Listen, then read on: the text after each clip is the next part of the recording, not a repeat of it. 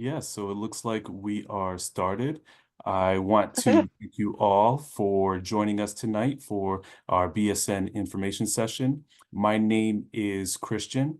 I am the Associate Director of Admissions, and I do oversee the nursing programs here at MCPHS. And we do have a panel that I would like to for them to introduce themselves. We'll start with Edie. Hi, everyone. My name is Professor Edie Hamilton Claypool, and I am currently nursing faculty for the Manchester Post-Baccalaureate program, as well as the Worcester Post-Baccalaureate program. Currently, I teach NUR 404, which is considered pediatrics and maternity, and I also teach NUR 501, which is the capstone course. Thank you. So we also have a current student here, Emily.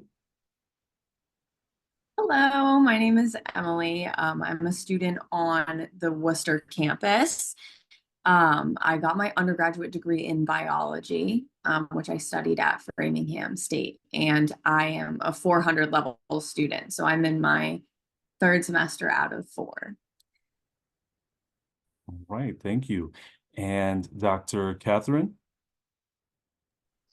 Hello, so I'm Dr. Catherine Karoka. I teach on the Worcester campus. The School of Nursing has several programs, and I teach in the baccalaureate, so it's accelerated post-baccalaureate on the Worcester campus. And I also teach in the RN to MSN program, so for students that already have an associate degree and then they're getting their master's. So I teach across the curriculum. I teach in the first semester, I teach like it's like a theories course where you learn a lot about, the background about being a nurse, laws and things like that that you'd have to know. Then I also teach community and public health. I also teach leadership, which is in your final semester, as well as capstone, which is final semester, where you do a project. It's like culminating research for for the program. So lovely to meet you all. Thank you. Okay, so we can get started. I will share my screen.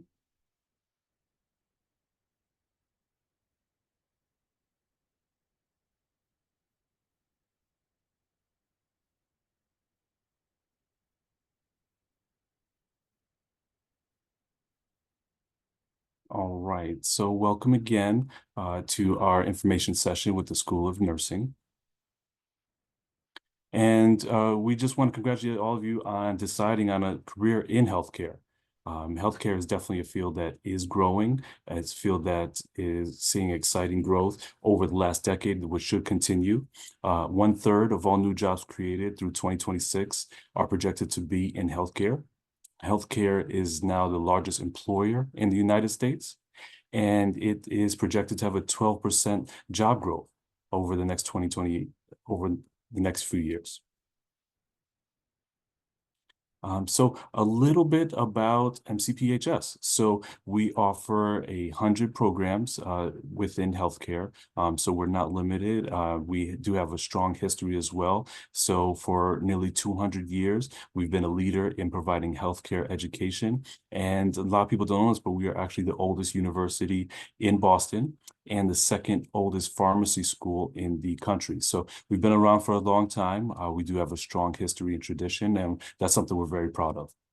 We currently have over 7,000 students enrolled from the United States in over 100 countries. And we do have clinical affiliations with the world-leading medical institutions, including Brigham and Women's Hospital, Mass General, and Boston's Children's Hospital.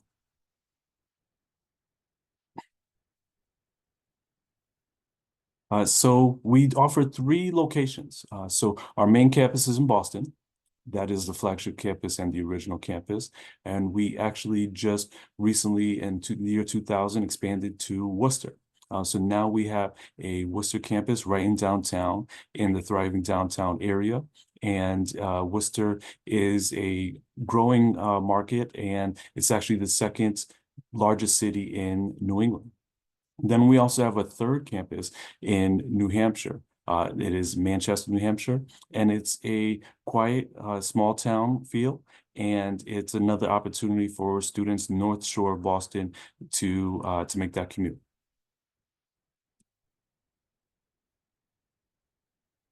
So at MCPHS, we are a university that takes a lot of pride in our student success. That's something that we hang our hat on. So while you are here, you're not only going to be strictly learning nursing, we do take pride in what we call interprofessional education. So you are going to mix in and learn from other disciplines throughout the healthcare field while you are here. So you're going to interact and learn from other students that are studying other programs, and we feel it's a great opportunity to learn a little bit more about healthcare and expand your knowledge. So while you are here, you will be learning from a great pool of faculty. We have over 740 faculty members. 91% of our full-time faculty hold a terminal degree in their field, and our facilities are consistently updating, and so we do offer state-of-the-art training while you are here. So the equipment that you use is very up to date, and the technology is world class. So we do invest in your success. So we have a student success services office. So we have faculty advisors. We do have academic coaches. Not only do we offer peer tutoring, but these are actually paid students. So we have more senior students where it is their actual job in order to help newer students. So you do get full support while you are here, and you'll also be acclimated with an NCLEX success coach. So the Post-Bacc program that we offer here in Worcester is also offered in Boston and Manchester. It is a 16-month program that would go year-round. So it is accelerated, and you really jump right into it. The starts for that would be fall. Start would be September, first week of September. And then we have a spring start, which would be January. So Boston also offers an accelerated BSN that's more geared for students out of high school. That would be 32-month program. And then we also offer graduate nursing programs. So if you do complete your accelerated BSN, the Post-Bacc program with Boston, Worcester, or New Hampshire, you then have opportunities to continue your education to become a nurse practitioner, which we do offer as an online program. So this is something that can start your path to a exciting career in nursing. So the program is very hands-on. So you would get training in our labs. So we have invested a lot in our mannequins. So we do have very lifelike mannequins that you would be training with. It's actually crazy, some of the responses that they do provide. So we'll have our panel speak to you a little bit more about that. So Edie, could you talk a little bit, please, about that? I'd love to. So in Manchester, in our lab, which is actually the lab that you're seeing there in the photo, we have a mannequin that is a pediatric mannequin, which is very helpful for our pediatric maternity course. That's considered a high fidelity mannequin. So our high fidelity mannequins, they can cry, they can talk to you, they can turn blue. They do all these incredible things that are much more lifelike than, say, a mannequin that, isn't really able to open their eyes or move around. So PD Hal is his name, and he is quite an incredible resource for our students because they really learn, especially in PD, specifically for him, developmental, different, conversations to have versus different age groups. They can, draw labs off of him. They can assist him to, go to the bathroom different ways. They can basically run emergency situations if he does start to turn blue and change his oxygen level. So he's a wonderful resource, along with lots of amazing other mannequins, like our mannequins that give birth. Dr. Crocus specifically can talk about more of the med-surg mannequins where they're really able to have, different surgeries that we can see. So we really have a wealth of possibilities, not just the basic mannequins, but these mannequins that are quite high fidelity, ones that personally, I see used in the hospital when we're doing simulation in our hospital setting as well. I'd be happy to talk as well. So Yeah. I love, so simulation is what we call when you go to the lab, and I love simulation because it's a safe place for you to practice. Because we wouldn't want you just to release y'all on patients and then be like, oh, I made a mistake. It's I think it's a lot. I'm sure Emily could talk about that. It's definitely a safe place to do that. We have kind of pre-run scenarios, and sometimes different students take roles and things like that when you're working with the patients or the simulators or the mannequins. But they're all good. We have like little babies. We have the pediatric ones like Professor Hamilton was talking about. We have adults, and they do all those things. They talk, they cough. We can pass down tubes going down the nose into the lungs to suction. It's really, really great to be able to practice all of those skills first. And until you get comfortable with that, then we allow you to go to clinical, and you're able to do those same types of things in clinical with a clinical faculty who's always there for you and checking things off to make sure you're comfortable and get the assistance that you need. You're never just like expected to just go and do something without being supervised and making sure that you're comfortable with things. Thank you for that. So I did want to mention to our attendees, please, if you do have any questions, feel free to write them in the chat, and we will be sure to get them answered for you. We also have a health assessment lab as well, which is kind of like set up like a provider's office. Like if you were going to go to see a doctor, a nurse practitioner, or something like that, they're set up like an actual clinic, like you were going to like see your primary care. Those are So as a student, not only would you be working in class and the lab, but you would be taking part in clinical rotations. So with the clinicals, they can be in med surg, mental health, maternity, community health, and advanced med surg. We have over 900 facilities that we have used, mainly in the Northeast, but we do have a wide range of facilities and opportunities for students. Emily, would you mind talking a little bit about your experiences with clinical? Absolutely. So my first semester clinical, you'll be in a long-term care facility, which really is a very wonderful place to start.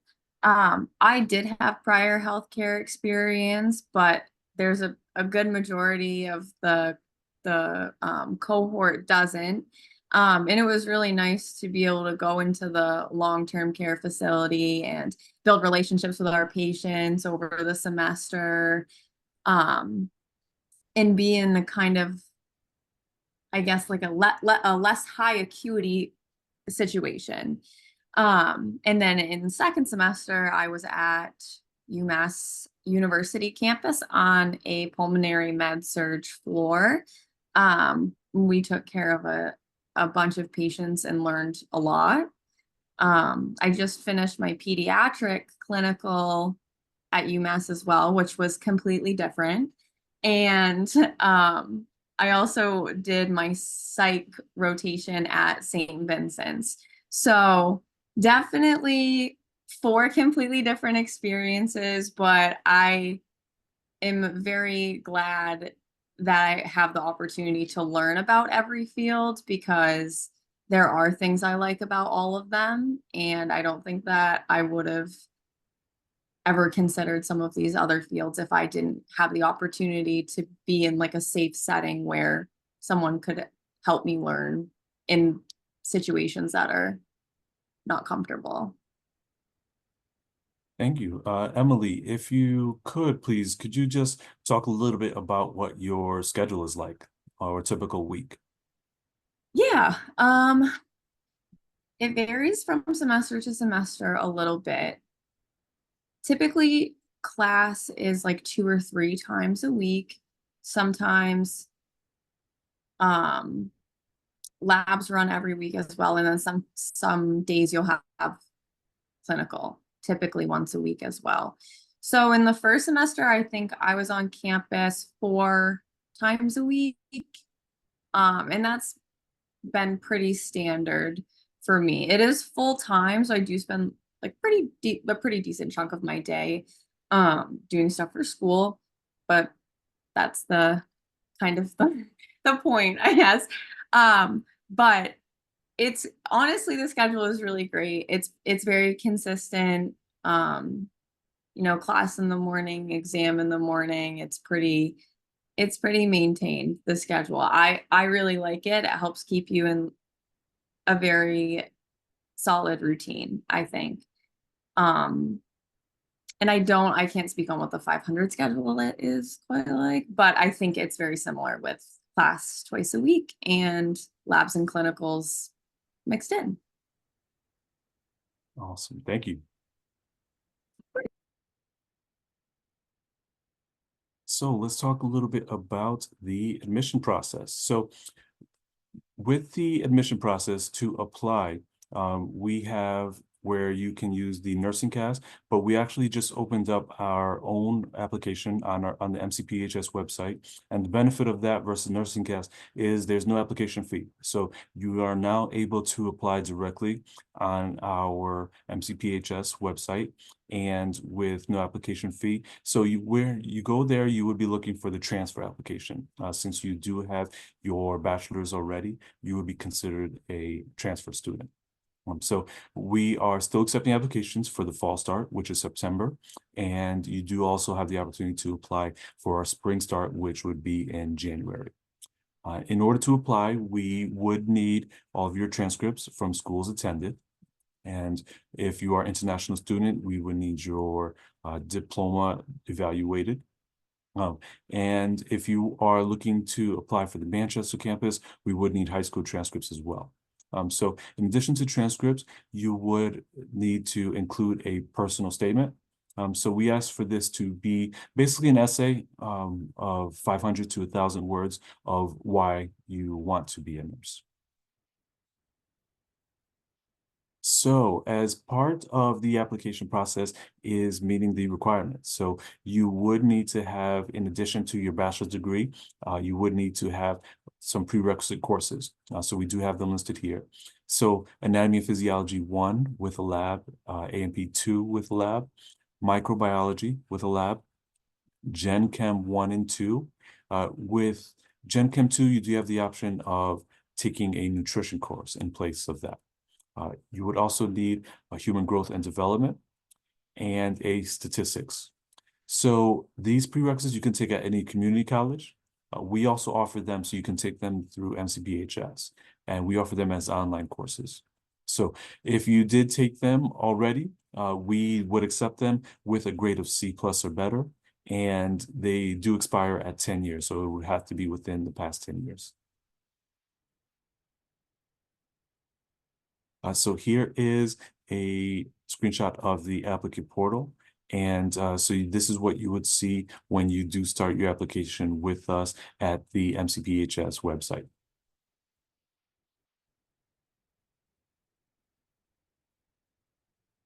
And we do offer housing, so not many people know that about us. So what's nice is with our Worcester campus, if you were to do the nursing program here, we offer housing on floors above. Now, so some students find it very accommodating to have everything in one building, including the library. There's also a study lounge.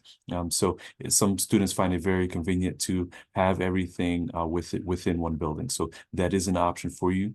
We also do have off-campus options.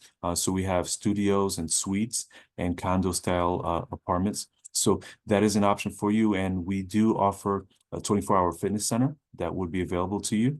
And public safety, we do have public safety officers at the front desk that are there 24 hours a day. The housing prices are competitively priced compared to the local market.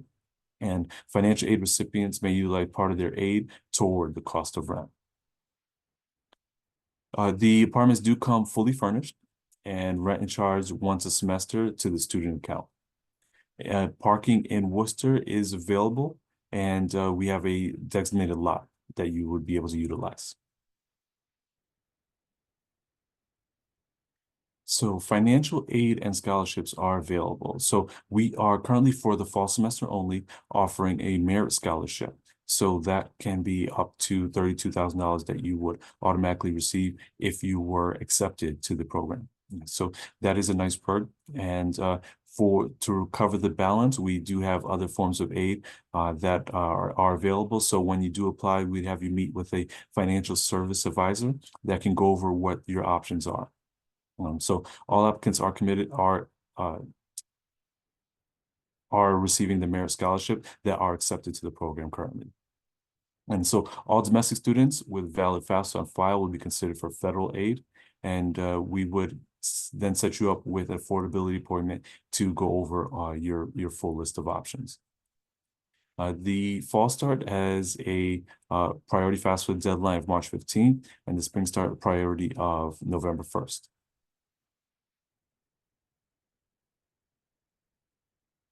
So for the Manchester campus, your point of contact would be Hannah Castle.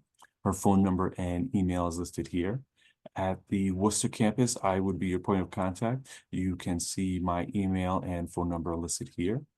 And in Boston, you would contact Roden, and Roden's email and phone number is listed here as well. So I would now like to open up to any questions. So please feel free to insert any questions in the chat, and we would be happy to answer them for you.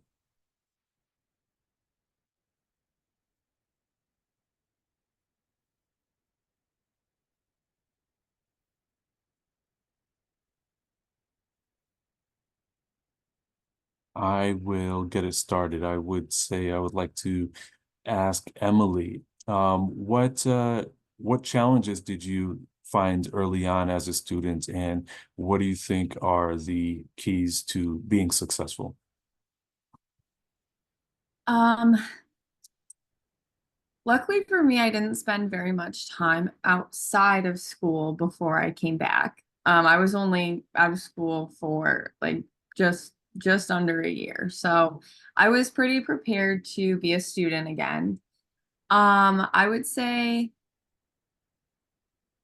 the thing that was the most different was, I guess, like the full-time aspect of it.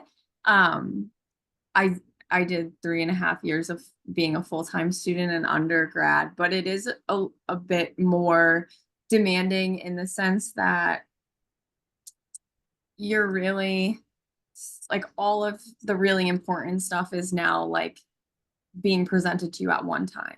So instead of in your undergrad where you had to take, this random elective that you don't know why you need it, but you need it. This is very very, very focused on just the nursing and all of the things that you need to know for nursing. So that was different for me, but I think that's one of the best parts. I think just learning how to balance your life with the program is probably commonly the most difficult thing for people to do. Just with the demand of the program, but I honestly think it's very doable, and I think all of my classmates would say the same now. Week 2, you're in a panic, and you all will be, and it's all okay. But I promise you it's going to be fine. You're going to figure it out, and you'll get all of your things done. But yeah, definitely reaching out to the school, Christian was speaking about earlier, we have a lot of campus support, like the tutoring and other things like that. And all of the professors are really looking for you to succeed, so you do feel supported all the time. It's very, I remember being in one of these information sessions, and it's the scariest thing ever, but I'm here now, and it's okay. So I promise you all can do it. Yeah, so we do definitely stress that it is a full-time program. So with it being accelerated, it's nice that you complete it in just 16 months, but the catch is that it is intense. So it is full time. It does require a lot of your time. And so we actually do have a great question here in the chat. So thank you for that. So we have a question of, do most students hold a job while they attend the accelerated post-bac program? So that is a great question. Thank you for asking. So yes, a lot of students do work. We suggest only working part-time, again, because it is a very intense program. You really jump right into it. It is very time demanding. So we definitely suggest only working part-time. Professor Hamilton, can you speak a little bit about the time commitment? Absolutely. So like Emily spoke of, as you're increasing your semesters, so we have a 200, 300, 400, and 500 level. So I teach at the 400 and the 500 level. And when you're getting into those semesters, the demand increases. In the 400 level, you're learning 3 different specialties. So pediatrics, maternity, and psychiatric care. So it's a lot of time and effort. Christian put it perfectly, where we really strive to have students spending as much time focusing on school as possible.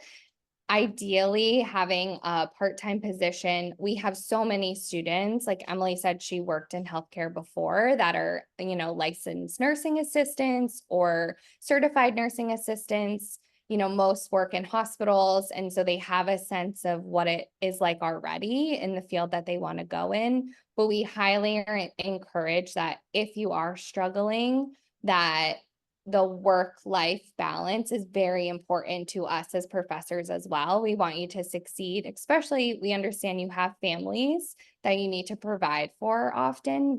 We know that you are tending to be, adult learners, so we want to be able to support that for you. So the demand does increase, but we find that we're still able to support you and work around your job hours, your clinical hours. That way we can provide you the best education possible. I would also like to piggyback on that too. So to kind of knowing that students need to have a life outside of school as well, we usually have your didactic classes where you're sitting down in a lecture hall on 2 days a week, but you're also coming in on lab on another day. So they're long days, but we do it so that it helps, schedule your clinicals where you need to go as well, but also allows people who do need to work. I actually was one of those people. I needed to work when back in the day with my BSN.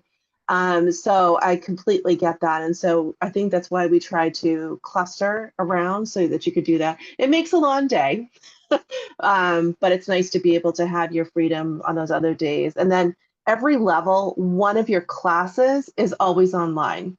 So it's not that you don't have that third class, it's just that you can do it when it's convenient for you. You've got the whole week, fit it in for your schedule and what works for you, because the information in all of those classes is important still. And the last thing I would also say is, and so because we have a Boston and Worcester comes under one board of registration, which is Massachusetts, and then our Manchester campus comes under the board of registration for New Hampshire. I'm not sure if it's the same in New Hampshire. I don't know if Professor Hamilton will know, but in Massachusetts, once you're done with your first semester, you've taken 204 and successfully passed it, you are able to sit in Massachusetts for the CNE exam with a letter from the school. So that means you can work as a nursing assistant. So that's something that a lot of students take advantage of, and so they can fit in maybe 1 day a week or several times per month, for some hours. It looks great on your resume. That was well, that was a great question. Please keep the questions coming in the chat. We do have a bit of exciting news. So our New Hampshire campus was just released their NCLEX pass rate, which was most recently 100%. So that's very exciting, and it shows our determination to our student success. So, to our professors here, can you talk a little bit about the NCLEX prep that the students do get? I'm happy to talk about it. So in your last semester, one of your classes, we have preparatory from, you kind of go back to the beginning from the 200 level, 300 level, and 400 level.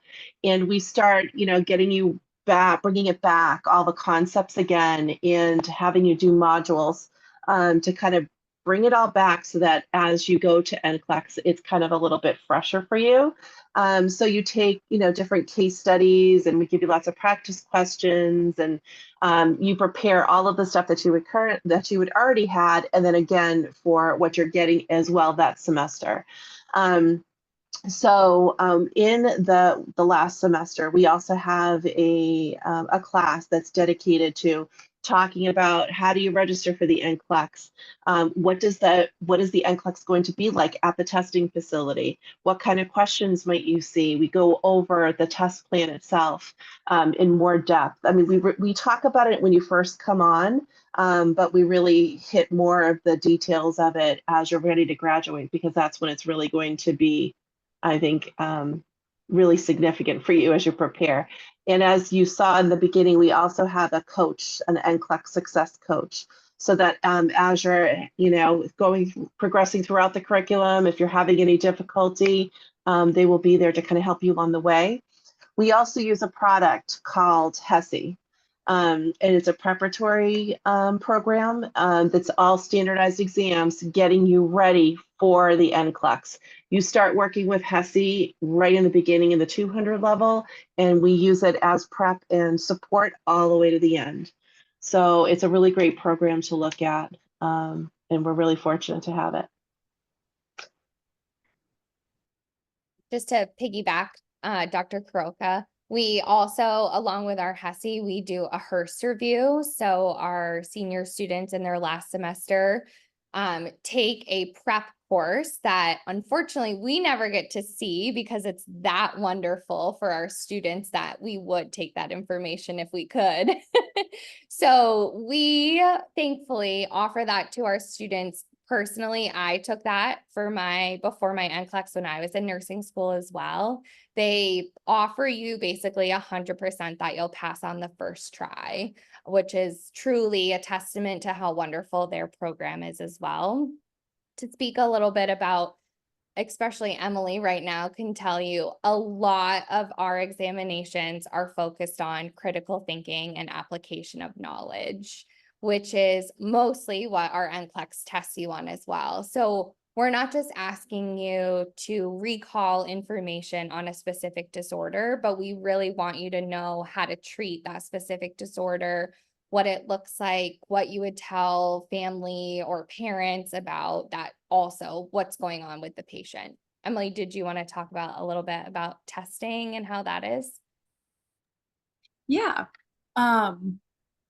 The testing is, like Professor Hamilton said, a lot of applying knowledge instead of recalling the information. I think that is also a bit of a learning curve as well, because the questions just aren't like typical to probably what you've like the types of questions you've answered in the past.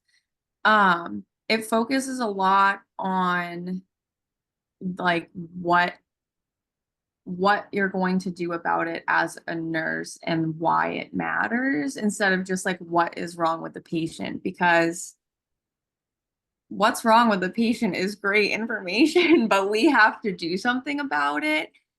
So we really focus on like, the getting the content so you have that base knowledge, and then taking that and using it in your patient care so that you do know what to do next. And I think that that's been key to learning nursing in particular, because that really is what you're going to do when you're out there. So I think that the way that we get examined is very relevant to our learning. Thank you for that. So, do we have any other questions? Again, feel free to enter them into the chat. We're happy to answer any questions that you might have. And also, again, you are welcome to also reach out anytime after this information session to myself or the counselor at your specific campus. But we're always happy to help and ease any concerns or answer any questions you might have. So we'll give it another minute or so to see if any questions do come in. But we do want to just remind you that the fall semester still has open seats. So you still do have an opportunity to get in for the September start. So please feel free to visit our website and get your application in. And you do not need to have all the prerequisites complete in order to apply and be accepted. So you can have prerequisites outstanding. So the application process does give you a chance to be accepted and hold a seat in the class while you continue to go through the prerequisites. And again, you can take them at any community college or through MCPHS. All right, yeah, it looks like there are no more questions. So I do want to thank you all for attending. Thank you to Emily and our professors for joining us as well. It's great to have your insight. And thank you all again for attending. It's been great speaking about our nursing program, and I do encourage you to reach out, and I'm happy to help with your application process. So I do want to wish you all a good night.